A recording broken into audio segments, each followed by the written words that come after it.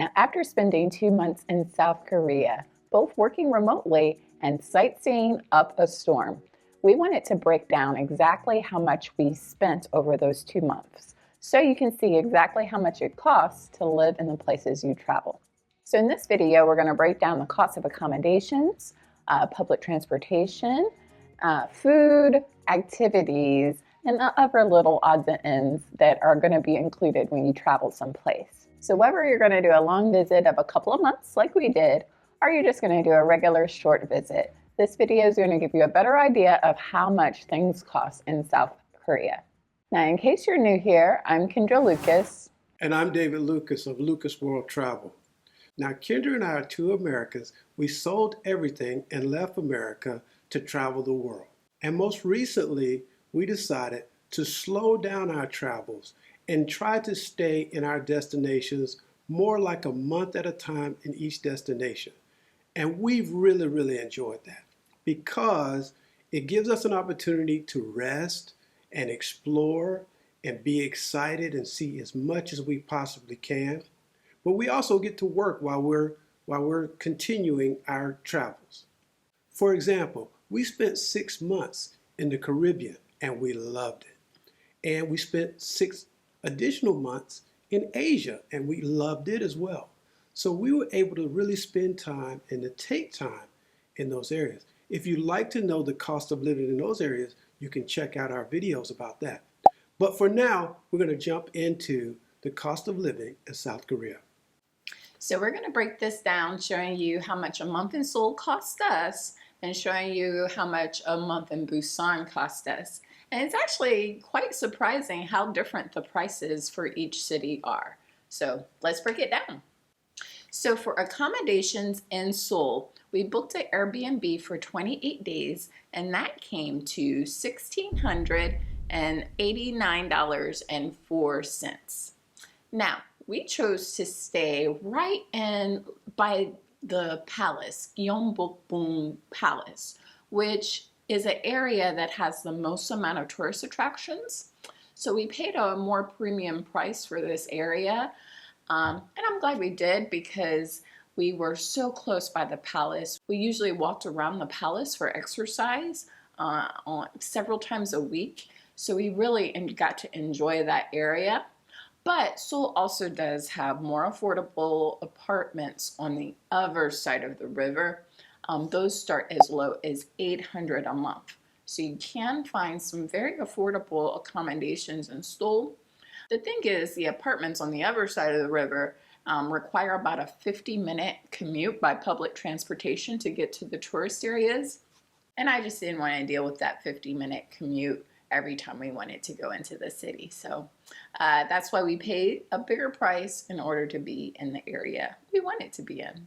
And hotels in Seoul are going to run you about $100 per night usually. So if you're more on a budget, it is better to rent an apartment. Apartments are way more affordable, about $40 to $60 per night. Our next expense was our flight. And we were coming from Osaka going to Seoul. For 2 people, it costed us $383.54.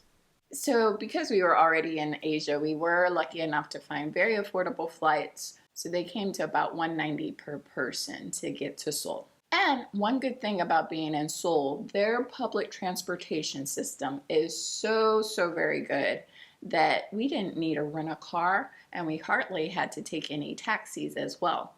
And because we were in a centrally located area as well, our T-Money card bill for public transportation wound up coming to $53.28 for the month for 2 people. So that's about $25 per person. So very affordable to get around town by public transportation in Seoul. So our next expense is taxis. We only had to take a taxi one time, and it was actually to take our luggage to the train station. And so that cost was $5.30. So Ubers are very affordable. For activities, we did things like a DMZ tour. We took K-pop dance lessons. We went through several different viewing towers and several different palaces. So for all the activities we did, that came to $438.87 for two people. So our next expense is restaurants. And for restaurants, we spent $951.24. And I have the weight to prove it.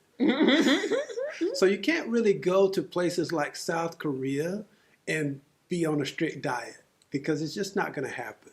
You go to South Korea, the food is wonderful. You're going to love having access to this wonderful, wonderful food. And I will say this, as good as Korean food is in America, it's on another level when you actually go into the country and have an opportunity to try these foods.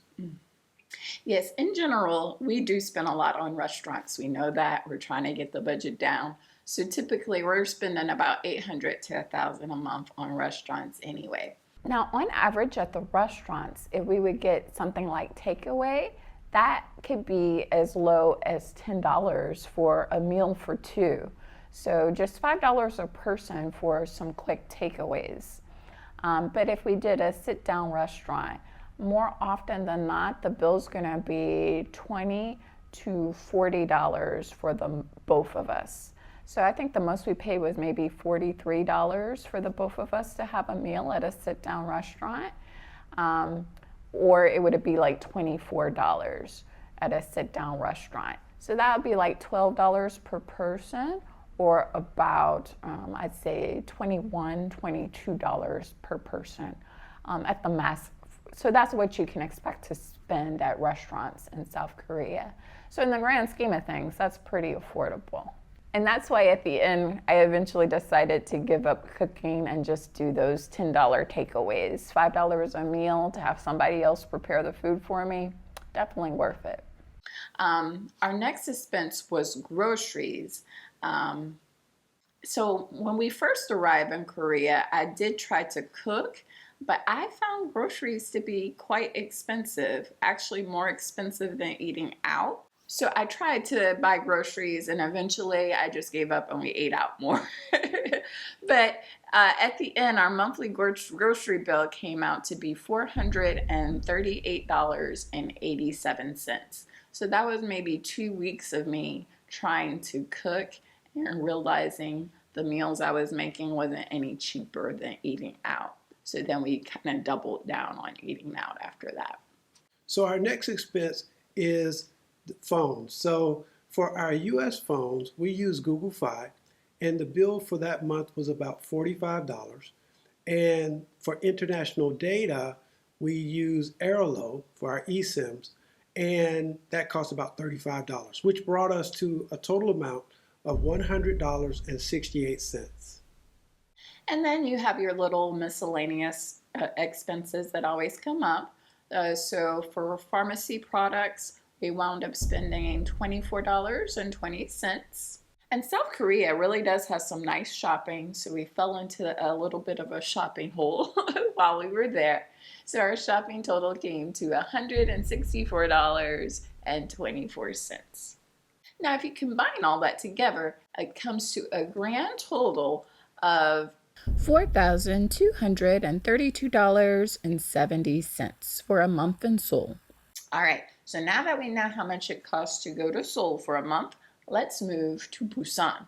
All right, now in Busan, we rented another Airbnb, and this one had a lovely sea view, but this one was way more affordable, coming in at $993.05 for the month. So very affordable to stay in Busan. We actually found several rentals available for around this price, and they go up to maybe $1,300 or $1,600 if you want a better location or better apartment. Also, hotels in Busan are more affordable. I was able to find a decent 4-star hotel starting at $47 a night.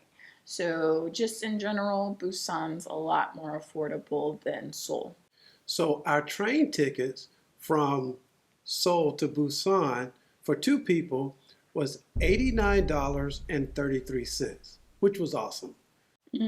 So about $45 per person to switch cities.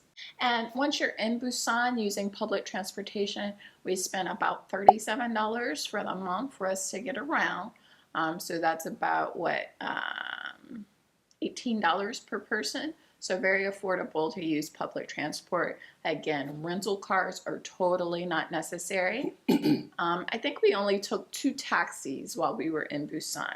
We took one from the train station to our accommodation, and then one from our accommodation to the airport. So, and we only did that because we didn't want to lug our luggage around the town. So it's very easy to get around with public transport. So for those 2 taxi rides, it came to $36.62. I think the one taxi ride was $20 and the other one was $16. So, and the city is very large actually, so that's why the taxi prices are higher in Busan than in Seoul, because the distances that we had to go were further. So I would love to say our restaurant budget got better, but it didn't.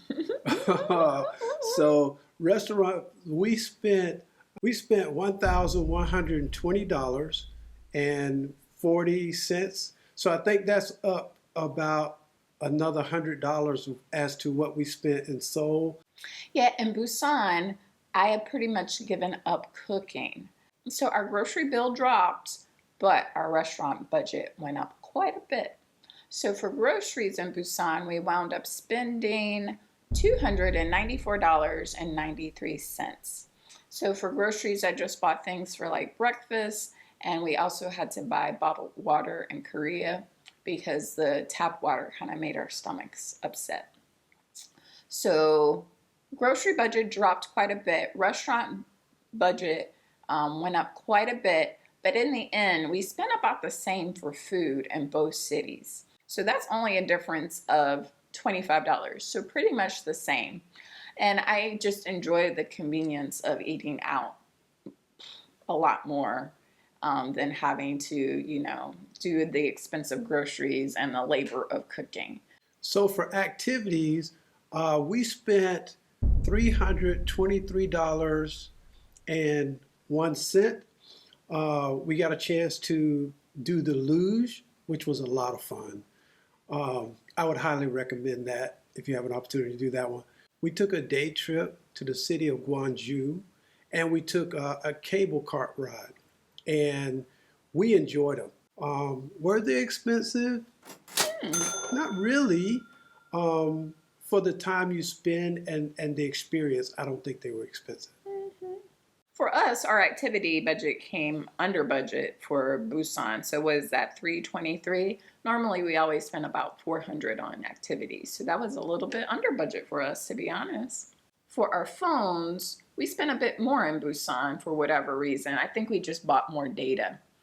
So it was still $46 for our Google Fi US phone numbers. And then we spent an additional like $35 per person for eSIM data with Airalo. All in total, we spent $118.04 for our cell phones for the month. So for our pharmacy expenses, we spent $43 and maybe 10 cents for the pharmacy expenses. That's just normal, for what we spend normal each month, I think. I think we did even more shopping in Busan than in Seoul. So our shopping budget in Busan came to $251.36. And I think that was mostly just clothing. Now, for our grand total of monthly expenses in Busan, that came to $3,307.56. We saved about $900 expense-wise staying in Busan versus Seoul. And I would actually say Busan was our favorite place in South Korea. So not that Seoul's not worth seeing, but if you're on a tight budget, you can get a lot of bang for your buck if you just go to Busan. And it's a great way to see South Korea on a budget. So when you compare them side by side, you can see the difference in the budget, $4,200 for Seoul and $3,300 for Busan. And in general, this is about what we're spending per month as we travel full time. It's going to be about, well, actually, this is one of the cheapest months that we've done. So it'll be about 3,300 to about 5,000 per month for 2 people to do this type of lifestyle.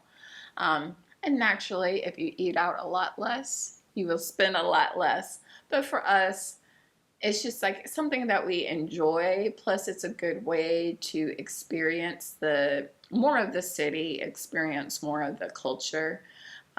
It gets us out of the house a lot more as well. So I just don't see us stopping. I keep on saying we're going to reduce our restaurant budget, and we never do. So I think this is just the way it's going to be.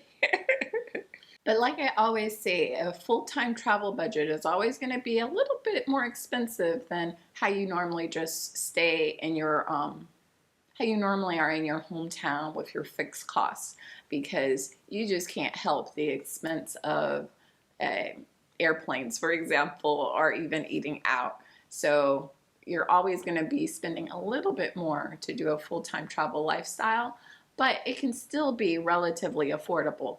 Plus, we don't have any expenses back home. So whereas you go on a vacation and you're paying for a mortgage, or you're paying for your rent at your house, and you're paying for your hotel abroad. So it's like you're paying rent twice in order to travel with a home base, right?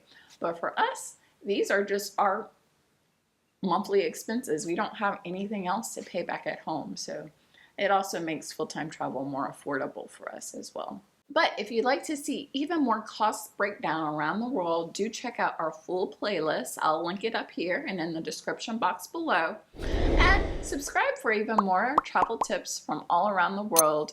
We're heading to the Philippines, Dubai, and Europe for just a couple of months. And then finally, we're going to be showing you all about our year in Africa coming up very soon.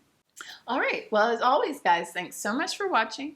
Thanks for sharing with all your travel pals, and happy travel planning until the next time. Bye.